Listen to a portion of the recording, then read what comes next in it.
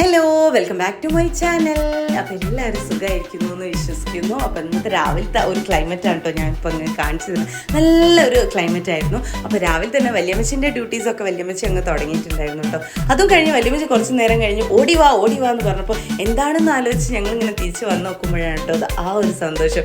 അതായത് നമുക്ക് അളിയൻ കഴിഞ്ഞ പ്രാവശ്യം വരുമ്പോൾ കൊണ്ടുവന്ന വാഴയായിരുന്നു റോബസ്റ്റ.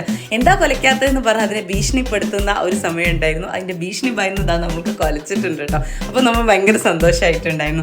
ഇനി നേരെ കിച്ചണിലേക്കാണ്. ഇന്ന് നമുക്കിതാ ഒരു ഒരു ഒരു സ്പെഷ്യലായിട്ടൊരു ദിവസമാണ്. എന്താണെന്ന് വെച്ചാൽ ഇന്ന് ഹൃദയപൂർവ്വം DYFIൻ്റെ പൊതിച്ചോറ് കൊടുക്കാനുള്ള ദിവസമാണ് കേട്ടോ. 2 പൊതിയേ ഉള്ളൂ. പൊതുവേ എല്ലാ പ്രാവശ്യവും 4, 3, 5 ഒക്കെ ഉണ്ടാവാറുണ്ട്. പക്ഷേ ഇപ്രാവശ്യം ഒരുപാട് വീടുകളിൽ നിന്ന് കൊടുക്കാമെന്ന് പറഞ്ഞതിനോണ്ട് മാഷാ അല്ലാ നമുക്ക് ആ 2 പൊതിയെ കൊടുക്കേണ്ടി വന്നിട്ടുള്ളൂ കേട്ടോ. അപ്പോൾ ഞാൻ വിചാരിച്ചു വേഗം മിഷ്യനിൽ വെള്ളം തുറന്നിട്ട് കഴിഞ്ഞാൽ പിന്നെ നമ്മൾ കിച്ചൺ ഡ്യൂട്ടി ആകുമ്പോഴേക്കും നമുക്ക് അലക്കാനുള്ളത് ഇട്ട് കൊടുത്താൽ അതിൻ്റെ പണി അങ്ങ് ചെയ്തോളല്ലോ എന്ന് വേഗം തന്നെ പിന്നെ ചായൻ്റെ ഒരു പ്രിപ്പറേഷനാണ് തുടങ്ങിയത്. അതായത് ഉമ്മച്ചിക്കും എനിക്കും വേഗം നല്ല പാൽ ചായയൊക്കെ ഉണ്ടാക്കിയിട്ടുണ്ടായിരുന്നു. ഉമ്മച്ചി അപ്പോഴേക്കും ചിക്കന് വേണ്ടിയിട്ടുള്ള ഉള്ളിയും തക്കാളിയും അങ്ങനത്തെ ഐറ്റംസൊക്കെ നോക്കിയിട്ടുണ്ടായിരുന്നു. അരിയൊക്കെ വെന്ത് തുടങ്ങിയിട്ടുണ്ടായിരുന്നു കേട്ടോ. ഒന്ന് നേരത്തെ ഇട്ടതിനോണ്ട് അങ്ങനെ ഉമ്മച്ചി ബാക്കി പണികളൊക്കെ എടുക്കുമ്പോഴേക്കും ഞാൻ നിഷാക്കാർക്ക് നല്ല കാപ്പിയും കുറച്ച് റസ്കൊക്കെ കൊണ്ടുപോയി കൊടുത്തിട്ടുണ്ടായിരുന്നു. പനിയല്ലേ, കാപ്പി കുടിച്ചാൽ മതി, ചായ വേണ്ടാന്ന് വിചാരിച്ചു.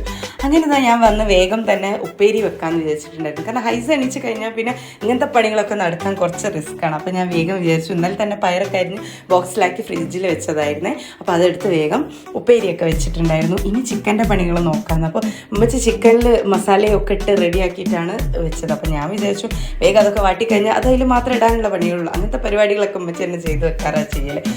അങ്ങനെ എല്ലാ പ്രാവശ്യവും നമ്മളിതാ ചിക്കന് പകരം നമ്മൾ സാമ്പാറാണ് കൊടുക്കാറ് പൊതിച്ചോറുള്ള ദിവസം. അപ്പോൾ ഇപ്രാവശ്യം ഞങ്ങൾ വെച്ച് എല്ലാ പ്രാവശ്യവും സാമ്പാറല്ലേ, നമുക്കൊന്ന് മാറ്റി പിടിക്കാമെന്ന്. കാരണം ചിക്കനൊന്നും കഴിക്കാനുള്ള ആഗ്രഹം കൊണ്ടായിരിക്കില്ല കേട്ടോ.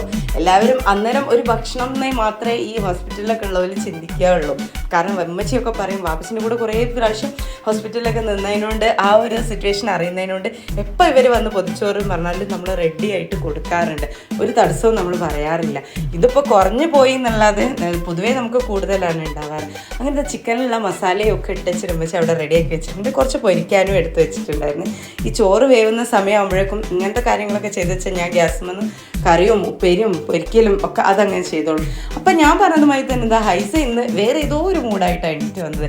എന്താണെന്നറിയില്ല, ഭയങ്കര കരച്ചിലായിരുന്നു കേട്ടോ. എവിടെയും നിൽക്കുന്നുണ്ടായിരുന്നു, എടുക്കാൻ വേണ്ടി പറഞ്ഞിട്ട്. അപ്പോൾ ഈ ഗ്യാസിൻ്റെ ഒക്കെ അടുത്ത് നമ്മൾ കളിക്കുമ്പോൾ കുട്ടികൾക്ക് പൊള്ളൊന്ന് പേടിച്ചിട്ട് ഞാനിതാ കെയർ ചെയ്ത് കുറച്ച് എടുക്കുകയും താഴെ വെക്കുകയൊക്കെ ചെയ്തിട്ടാണ് അങ്ങനെ പോകുന്നത്.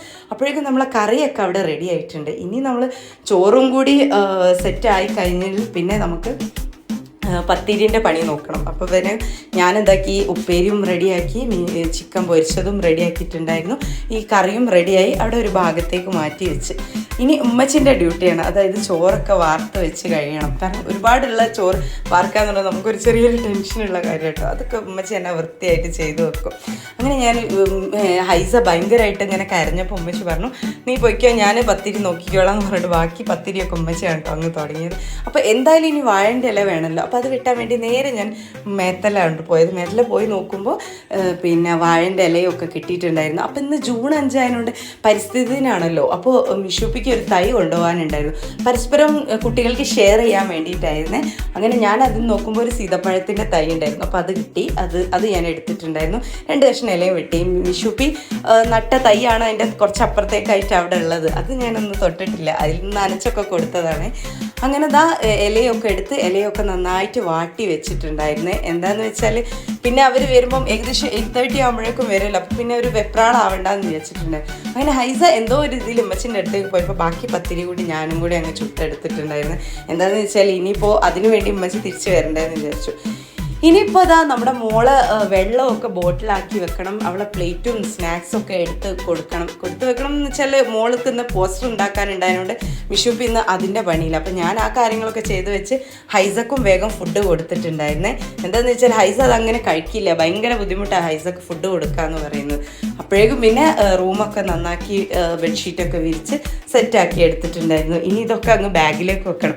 അതിൽ നിന്നൊരു ബിസ്ക്കറ്റ് കാണാണ്ടായിട്ടുണ്ടായിരുന്നു കേട്ടോ. അത് ഹൈസ അപ്പോഴേക്ക് അടിച്ച് മാറ്റിയതാണ്.